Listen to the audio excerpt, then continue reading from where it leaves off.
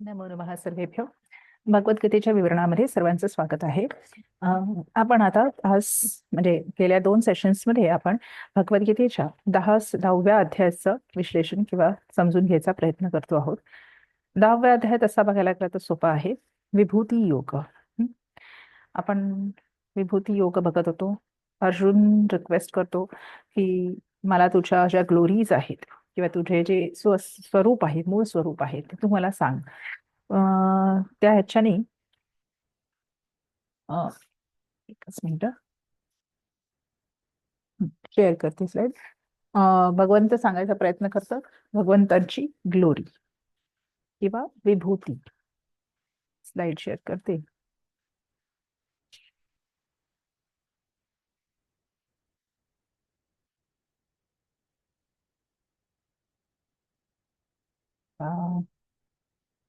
हा,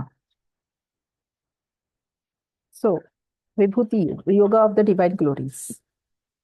याच्यामध्ये आपण एक फास्ट रिकॅप करूया कारण 2 सेशन्स याच्यामध्ये झाले आहेत. 15 सूत्र आपण घेतली होती.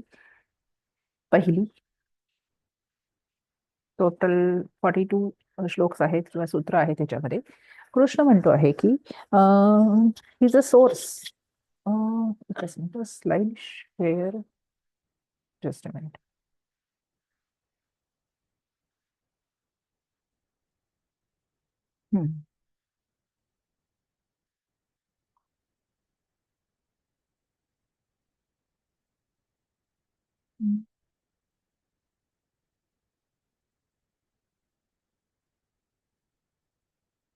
हा, ओके. तो कृष्ण म्हणतो आहे की मी तुला पुन्हा एकदा माझी ग्लोरी किंवा माझं जे स्वस्वरूप आहे हे मी तुला सांगतो आहे. आणि ते तुझ्या हितासाठीच आहे, जेणेकरून तू मला उत्तम प्रकारे जाणून घेऊ शकशील. ओके, की मी सर्व सूरगणांचा म्हणजे सर्व देवतांचा मीच प्रभव आहे, सहर्म महर्षींचा मीच उत्पत्ती स्थान आहे. असं तो सांगतो आहे. 4 मनू, त्याच्यानंतर सप्तर्षी. पुढे थोडं जात नाही. ओके, हा.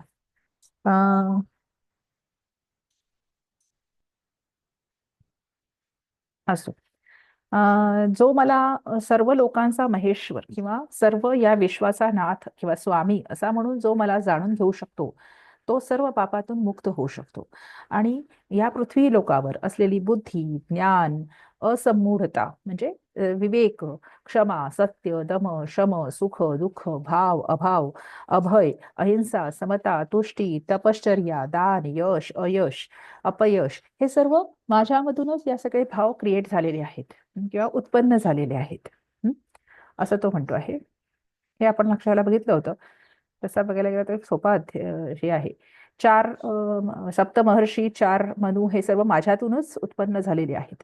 हे सगळं जे आहे म्हणजे ह्या ज्या माझ्या विभूती, ह्या ज्या माझ्या ग्लोरीज आहेत, त्या जो एक तत्वतः म्हणजे सार्थपणे किंवा यथार्थपणे जो जाणतो तो निश्चितपणे भक्ती योगाला प्राप्त होतो किंवा तो उत्तम भक्ती योगी बनतो.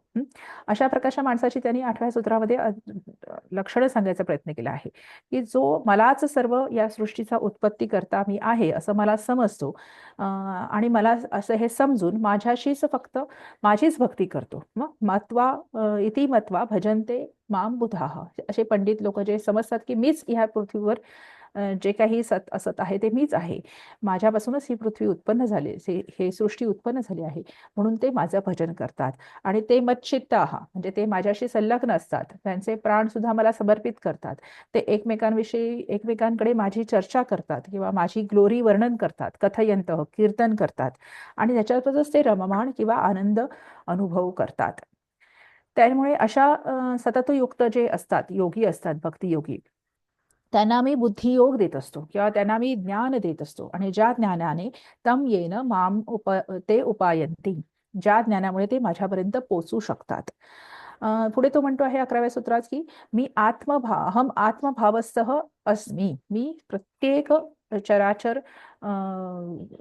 प्राणी मात्राच्या आत्मस्थ म्हणजे आत्म्यामध्ये मी स्थित आहे.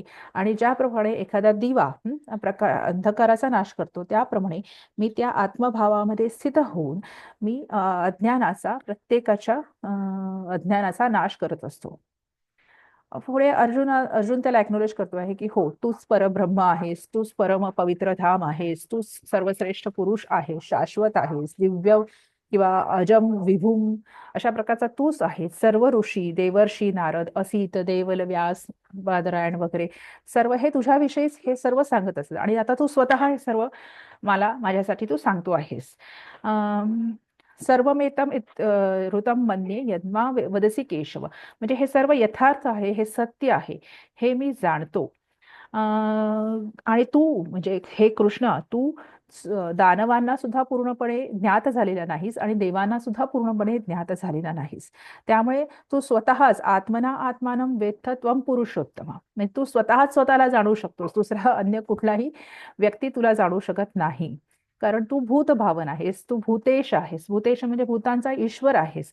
भूत भावन म्हणजे भूतांना सर्व प्राणीमात्रांची उत्पत्ती करणारा, पालन करणारा, करता धरता तूच आहेस. त्यामुळे तुझ्याशिवाय तुला कोणी जाणू शकत नाही. असं तो म्हणतो आहे. इथपर्यंत आपण आलो होतो. ओके, आता थोडस जस्ट मिनिट, थोडंसं मोठं करते. त्याच्यानंतर 16व्या सूत्रामध्ये तो अपील करतो आहे. Appeal for विभूतीज. विभूती म्हणजे विशिष्ट भूती, विशिष्ट ज्या काही त्याच्या स्किल्स आहेत, ज्या क्वालिटीज आहेत भगवंताच्या किंवा परमेश्वराच्या, ह्याच्यासाठी तो अपील करतो आहे. अपील करतो आहे म्हणजे मला तू त्याचं ज्ञान दे अशी रिक्वेस्ट करतो आहे. सो 16वं सूत्र बघूया आपण. की तो म्हणतो आहे की एकच मिनिट, क्षमता, जस्ट मिनिट. हा, अर्जुन म्हणतो आहे की वक्तुमर्हस्य शेषेण दिव्या ह्यात्मविभूतयः याभिर्विभूतिर्भिलोकान् लोकानि मांस्त्व वाप्य तिष्ठसि कथं विद्यामहं योगिस्त्वां सदा परिचिन्तयन् केषु केषु च भावेषु चिन्त्योऽसि भगवन्मया. आता संधी बघूया. वक्तुम अर्हसी, वक्तुम अर्हसी, अर्हसी मध्ये वर्णमेलन आहे. अर्हसी अशेषेण मध्ये यणसंधी. दिव्याः ह्यात्मविभूतयः विसर्गस्य लोपः. ही आत्मविभूतय मध्ये यणसंधी. याभिः विभूतिभिः मध्ये विसर्गस्य रेफः.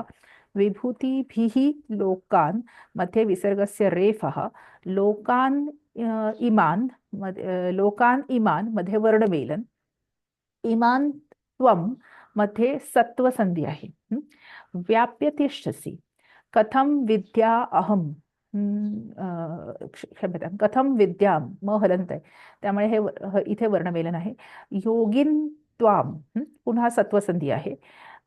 सदा परिचिंतयन केषु केषु च भावेषु चिंत्य असि. विसर्गस्य उत्व गुणसंधी आणि पूर्वरूप संधी. चिंत्य असि भगवत मया. भगवत मया तकारस्य नकारः अनुनासिक संधी. तो काय म्हणतो आहे की प्लीज डिस्क्राइब, हे Krishna, please describe to me your divine opulence, your divine glories by which you pervade all the world and reside in them. Okay. O Supreme Master of Yoga, how many I know you and think of you, and while meditating, in what form can I think of you? O Supreme Divine Personality, in which form or in which personality I can think of you? Please tell me. तो काय म्हणतो आहे की आपण अन्वय बघूया. वक्तुम अर्हसी अशेषेण, की तुला सांगितलंच पाहिजे हे. आणि अशेषेण, अशेषेण म्हणजे पूर्णतया, कुठलीही गोष्ट शेष किंवा शिल्लक न ठेवता तुला हे सांगितलं पाहिजे. आणि म्हणून तर पुढचे जे 18 ते जवळपास 42 श्लोक आहेत त्यातलं संपूर्ण वर्णन करतो आहे की मी कोण आहे. हा सर्व संपूर्ण विभूती योग आहे किंवा विभूती योग नावाचा 10वा अध्याय आहे. अशेषेण म्हणजे तू मला पूर्णतः सांग, कुठलीही गोष्ट शिल्लक ठेवू नकोस. की काय सांगतो आहे की याभिही विभूतीभिही त्वम इमान लोकान, म्हणजे ज्याही विभूतींनी किंवा ज्याही स्किल सेट्सनी किंवा ज्याही शक्तींनी किंवा विभूतींनी तू इमान लोकान, तू या लोकांमध्ये या लोकांना व्याप्य तिष्ठसी, म्हणजे या लोकांना व्याप्त करून तू इथे असतोस किंवा तू ते राहतोस. ताहा दिव्याः आत्मविभूतयः. ताहा दिव्याः आत्मविभूतयः ही ही म्हणजे ते दिव्य आत्मा तुझ्या आत्म्याच्या ज्या विभूती आहेत किंवा त्या ग्लोरीज आहेत त्या तू मला अशेषेण वक्तुम अर्हसी. म्हणजे तू मला कुठलीही गोष्ट शिल्लक न ठेवता पूर्णतया मला तू ते सांगितलं पाहिजेस. असं तो म्हणतो आहे. पुढे तो म्हणतो आहे की कथम विद्यामहम योगिन त्वाम सदा परिचिंतयन केषु केषु च भावेषु चिंत्योसी भगवत मया. तो म्हणतो आहे की हे योगिन, योगिन हे संबोधन आहे. हे योगिन अहम सदा त्वाम परिचिंतयम कथम विद्याम. अहम सदा परिचिंतयन शत्रुप्रत्यय आहे. पुल्लिंग प्रथमा एकवचन. अहम, अहमचं विशेषण आहे. अहम म्हणजे मी, जो काय करत असतो सदा त्वम परिचिंतयन, म्हणजे सदा तुझंच ज्ञान करत असणारा मी. हं, परिचिंतयन त्वाम कथम विद्याम, तुला मी कसा जाणू शकतो. ओके. हे भगवन, हे भगवत संबोधन आहे. मया कुठे गेलं? मया केषु केषु च भावेषु त्वम चिंत्यः असि. त्वम अध्यरुत आहे ते की माझ्याकडून कुठल्या कुठल्या भावांमध्ये, म्हणजे साधनेच्या किंवा भक्तियोगाच्या कुठल्या कुठल्या भावांमध्ये तू चिंतनीय असशील किंवा तुला जाणून घेता येईल मला, असा तो प्रश्न विचारतो आहे. आणि ह्या प्रश्नाची उत्तर देण्यासाठी पुढे खंड विभूती योग सांगितलेला आहे. आणि तो परत योगा विभूतीस किंवा आपण काय म्हणूया त्याला, जस्ट तू या सगळ्या तुझ्या ग्लोरीज ज्या आहेत त्या मला तर सांग. विस्तारेण आत्मनो योगम विभूतीं च जनार्दन भूयः कथय तृप्तिर्हि शृण्वतो नास्ति मे मृतम. संधी बघूया. विस्तारेण आत्मनः, सवर्ण दीर्घ संधी आहे. आत्मनः योगम मध्ये विसर्गस्य उत्व गुणसंधी आहे. योगम विभूतीं च जनार्दन भूयः कथय तृप्तिः ही विसर्गस्य रेफ अभवत. शृण्वतः नास्ति तकार विसर्गस्य ऊत्व गुणसंधी झाले आहे. न आस्ती मध्ये सवर्ण दीर्घ संधी. मे अमृतम मध्ये पूर्वरूप संधी. की तो काय म्हणतो आहे, Arjuna ask please explain all your vibhutis. तू काही सोडू नकोस. की तू जो म्हणतो आहेस की मी असा नाही, मी तसा नाही, तर तू आता कसा आहे हे तर मला सांग आणि कुठल्याही प्रकारचं काहीही शिल्लक ठेवू नकोस. Please explain all your vibhutis and in detail. विस्तारेण, मगाशी अशेषेण असा शब्द वापरला होता आणि आता विस्तारेण असा शब्द वापरला आहे. की कुठलीही गोष्ट शिल्लक न ठेवता आणि विस्तारेण, म्हणजे विस्ताराने तू मला in detail you tell me, you please explain all your skills, all your glories to me as I never get tired and satisfied of listening that. का बरं? आता आपण जेव्हा भजन कीर्तन करतो तो 30 भजनं रोज करत असतो, पण आपल्याला आवडत्या एखादी व्यक्ती असेल तर त्याचं गुणवर्णन किंवा त्याचं महिमा वर्णन करायला आपल्याला फार आवडतं. ओके. आपले रिलेटिव्ह असतील तर तो कसा चांगला आहे किंवा असं आपण सारखं सारखं सांगत असतो, त्याची प्रशंसा करत राहतो. तसंच भगवंत हे कृष्ण तू मला अत्यंत प्रिय आहेस आणि त्यामुळे तुझं I never get tired and satisfied of listening your glories, म्हणजे तुझा महिमा ऐकण्यामध्ये मी कधीच थकत नाही. It's like amrit. Please describe those in detail, असं तो म्हणतो आहे. अन्वय बघूया. हे जनार्दन आत्मनः योगम विभूतीं च. हे जनार्दन, हे स्वतःच्या तुझा योग किंवा तुझी जी माया आहे ती, तुझ्या ज्या विभूतीज आहेत त्याच विस्तारेण भूयः कथय. भूयः म्हणजे पुन्हा एकदा. तू विस्ताराने मला पुन्हा एकदा सांग. कथय मध्यम पुरुष एकवचन. अमृतम शृण्वतः मे. का असं मला पुन्हा एकदा विस्ताराने सांग, तर अमृतम शृण्वतः मे, म्हणजे अमृतम म्हणजे अमृत आणि शृण्वतः हा शत्रुप्रत्यय आहे. षष्ठी एकवचन आहे. पुल्लिंग षष्ठी एकवचन. म्हणजे अमृत ऐकणाऱ्या, माझे मम मे, माझी तृप्तीही नास्ती, म्हणजे तुझ्या महिमेचे वर्णन म्हणजे जे अमृतासारखे आहे ते ऐकणाऱ्या माझी कधीच तृप्ती होत नाही किंवा मला कधीच सॅटिस्फॅक्शन येत नाही, मी टायर्ड होत नाही किंवा मी थकत नाही. म्हणून तू मला पुन्हा एकदा विस्ताराने आणि काहीही शेष न ठेवता मला पुन्हा एकदा सांग. की काय सांग की, आणि सेज पराशर म्हणतात की विभूती म्हणजे काय, तर भगवंताचं जे बल आहे त्याचं जे यश आहे, त्याची जी संपत्ती आहे, त्याचं जे ज्ञान आहे, त्याचं जे सौंदर्य आहे आणि त्याचं वैराग्य आहे, याला विभूती असं म्हटलं जातं. हं?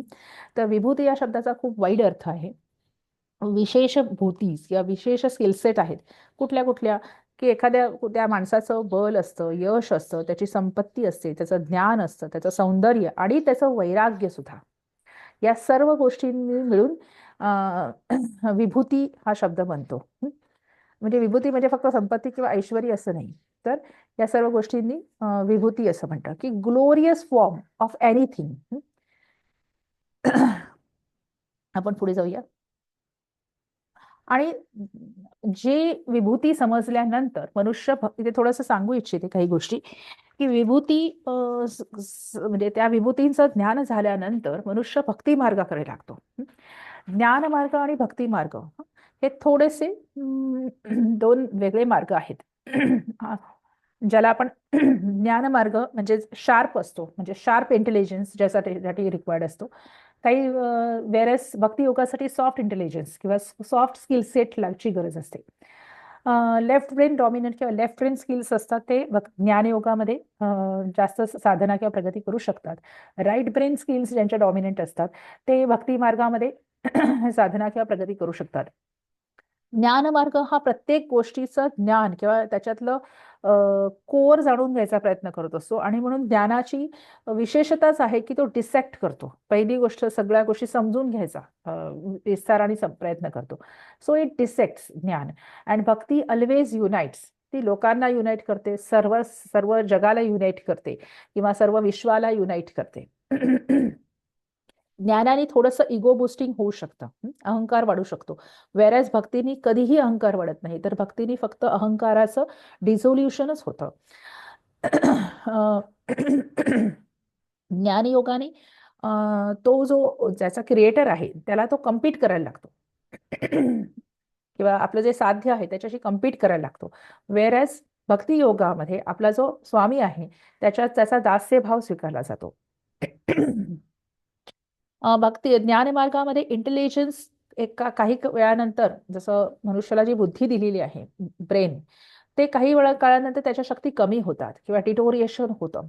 अल्झमर्स आहे, त्याच्यानंतर डिमेन्शिया आहे, माहित आहेत लोकांना, की जसं एक वयानुसार माणसाचा बुद्धिमत्ता कमी होऊ शकते, परंतु भक्ती कधीही कमी होत नाही. प्रेम, भक्ती, विश्वास हा कधीही कमी होत नाही. एक्झाम्पल सांगितलेलं आहे की जसं रावण प्रचंड प्रकांड पंडित आणि भक्ती योगाचं उदाहरण दिलं जातं ते मध्ये हनुमान. पंडित, प्रकांड पंडित किंवा बुद्धिमान तर हनुमंत पण होते, परंतु त्यांनी भक्ती मार्ग स्वीकारला होता, वेरॅज रावणाने ज्ञान मार्ग स्वीकारला होता. आता यांची कॅरेक्टर्स तुम्हाला माहिती आहेत, त्यावरून तुम्ही ज्ञानयोग आणि भक्तियोग ह्याच्यामध्ये विश्लेषण करू शकता. कृष्णाज डिवाइन ग्लोरीज आता तो स्वतः सांगायचा प्रयत्न करतो आहे 19व्या सूत्रापासून. श्री भगवान उवाच हंतते कथयिष्यामि दिव्या ह्यात्मविभूतयोः प्राधान्यतः कुरु श्रेष्ठ नास्त्यंतो विस्तरस्य मे. संधी बघूया. हंतते कथयिष्यामि दिव्याः ह्यात्मविभूतयः विसर्गस्य लोपः ही विभूतयः मध्ये यणसंधी. प्राधान्यतः कुरु श्रेष्ठ नास्ति न अस्ति मध्ये सवर्ण दीर्घ संधी. अस्ति अंतः मध्ये यणसंधी. अंतः विस्तारस्य मध्ये विसर्गस्य उत्व गुणसंधी. विस्तरस्य मे. हे तो काय म्हणतो आहे की भगवान म्हणतात, the lord speak, I shall now briefly describe you my divine glories to you. हंत हा की मी तुला आता ब्रीफली सांगतो, कारण मी विस्ताराने आणि अशेषाने सांगायला गेलो तर मग प्रचंड आपल्याला हे युद्ध बाजूलाच ठेवावं लागेल. युद्धच्या क्षेत्रामध्ये भगवद्गीता सांगतोय ना, परंतु आता मी तुला ब्रीफली सांगायचा प्रयत्न करतो. प्राधान्यतः आणि त्यांनी प्राधान्यतः म्हटलेलं आहे. प्राधान्यतः म्हणजे मी तुला प्रधान प्रधान जे आहेत किंवा जे मेन मेन आहेत ब्रीफमध्ये तुला सांगतो, कारण अतिशय विस्ताराने तर आपण फार प्रचंड अनंतापर्यंत आपण बोलत राहू शकतो. ओ बेस्ट ऑफ कुरुस किंवा हे कुरुश्रेष्ठ, for there is no end to their detail. कारण का मी डिटेलमध्ये सांगू शकत नाही, का मी विस्ताराने सांगू शकत नाही, कारण त्याला काही अंतच नाहीये. ते अनंत. माझं वर्णन करायला गेलं तर त्याला काळच पुरणार नाही. तर त्यामुळे मी तुला ब्रीफली किंवा प्राधान्यतः सांगायचा प्रयत्न करतो आहे. आता आपण अन्वय बघूया. हे कुरुश्रेष्ठ हंत दिव्याः आत्मविभूतयः. हं? हंत म्हणजे आहा हा वा वा सुंदर आपण असं म्हणतो तसं की दिव्याः आत्मविभूतयः ही ते प्राधान्यतः कथयिष्यामी. माझ्या ज्या दिव्य अशा आत्मविभूती आहेत त्या मी तुला प्राधान्यतः ते तुभ्यम ते चतुर्थी एकवचन ते मी तुझ्यासाठी आता सांगणार आहे किंवा सांगतो आहे पुढे. मे का प्राधान्यतः सांगतो आहे तर मे विस्तरस्य अंतः नास्ति. माझ्या किंवा विस्ताराचा किंवा माझ्या या वर्णनाचा काही अंतच नाही. त्यामुळे मी तुला फार विस्ताराने आणि अशेषाने वगैरे सांगू शकत नाहीये. तर मी तुला प्राधान्याने किंवा ब्रीफलीच मी तुला सांगतो आहे. तर पुढचे सगळे श्लोक तो ब्रीफली त्या स्वतःचं वर्णन करतो आहे. काय म्हणतो आहे तो की अहमात्मा गुडाकेश सर्वभूताशय स्थितः अहमादिश्च मध्यम च भूतानामंत एव च. हा वरचा ह्या श्लोकाचा अर्धा भाग महत्वाचा आहे की अहम आत्मा वर्णमेलन आहे गुडाकेश सर्वभूताशय स्थितः. असे बरेच 2-3 श्लोक येऊन गेले मी जे हायलाइट केलेत मागच्या अध्यायात किंवा त्याच्या मागच्या अध्यायात की मी I am seated in heart of all living beings. Okay, जेवढे म्हणून इथे जीवित प्राणी मात्र आहे चराचर सृष्टी आहे त्याच्यामध्ये मी सर्वांमध्ये मी स्थित आहे. So consciousness is present in all living and non living also. भूत म्हटलेलं आहे त्याला म्हणजे जे आपण दगड वनस्पती किंवा पर्वत नदी डोंगर ही जी काही जे आपण आपल्याला असं वाटतं की ते जिवंत नाहीयेत पण तसं नाहीये. तो सर्वांमध्ये आहे स्थित आहे. हा हे गुडाकेश की अहम सर्वभूताशय स्थित आत्मा अस्मी. मी सर्व भूतांमध्ये जेवढं म्हणून या सृष्टीमध्ये काही गोष्टी ज्या गोष्टी आहेत त्या सर्वांमध्ये मी आहे.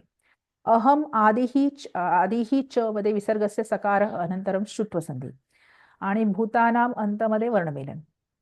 अंतः एव मध्ये विसर्गस्य लोपः भवति. अहम आदिही च मध्यः च अंतः अहम भूतानाम आदिही च मध्यम च अंतः एव च. एव शब्द वापरलाय की मीच सर्व भूत प्राणी मात्रांचा आदी मध्य आणि अंतस्थानी आहे. म्हणजे मीच या सर्वांचं पालन पोषण करतो आहे.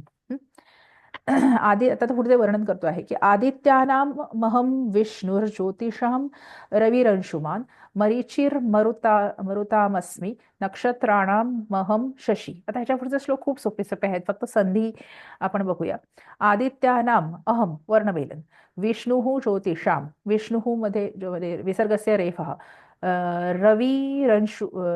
रवि ही अंशुमन विसर्गस्य रेफः मरीचिः मरुताम विसर्गस्य रेफः मरुताम अस्मि वर्णमेलन नक्षत्राणाम अहम वर्णमेलन शशी. आता ते काय म्हणतो आहे की अहम आदित्यानाम विष्णू. आदित्य म्हणजे तुम्हाला माहिती असेल की कश्यप ऋषींच्या 2 पत्नी होत्या दिती आणि अदिती. दितीपासून दैत्य निर्माण झाले आणि अदितीपासून देव निर्माण झाले आदित्य निर्माण झाले. दिती पासून सर्व दैत्य राक्षस यांची उत्पत्ती होते आणि अदितीपासून देवांची उत्पत्ती होते त्याला आदित्य असं म्हणतात. आता एक आदित्य हे सूर्याचं पण नाव आहे परंतु सर्व सूर्यांपैकी मी एक विष्णू आहे असा त्याचा अर्थ नाही.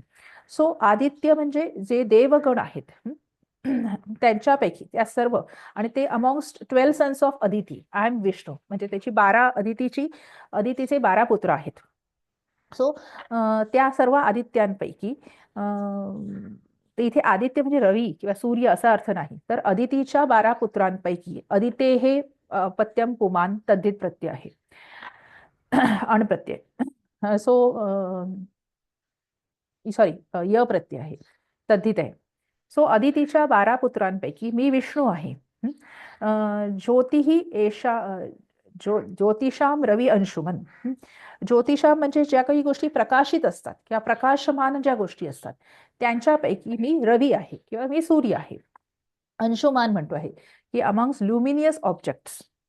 अंशुमान म्हणजे रश्मीमान किंवा ज्यांची रश्मी म्हणजे किरण ज्यांची किरणं असतात असा मी सूर्य आहे किंवा किरणयुक्त मी सूर्य आहे. मरीचीही मरुताम अस्मी.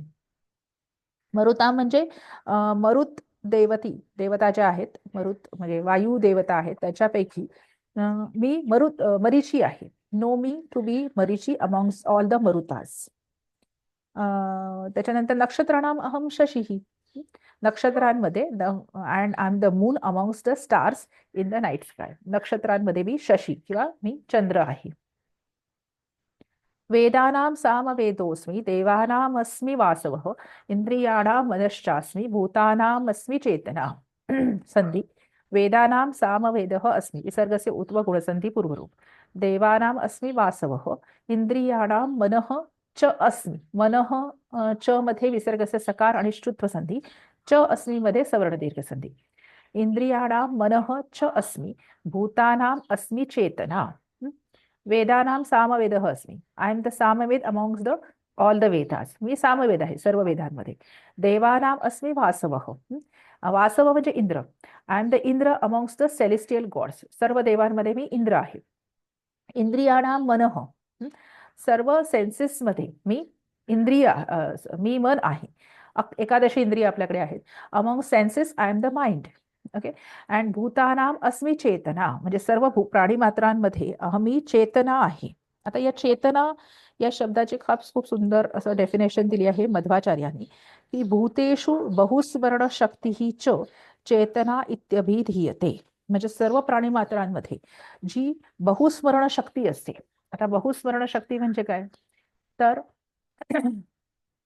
आपल्या चेतनेला आधी माहिती असतं. मे बी आपल्याला या कॉन्शियस माइंडला आता आठवत नसेल, परंतु आपला आधीचा जन्म, त्याच्या आधीचा जन्म, त्याच्या आधीचा जन्म, त्या जन्मात काय झालं, काय संस्कार झाले, हे चेतनेला, आत्मचेतनेला ज्ञात असतात.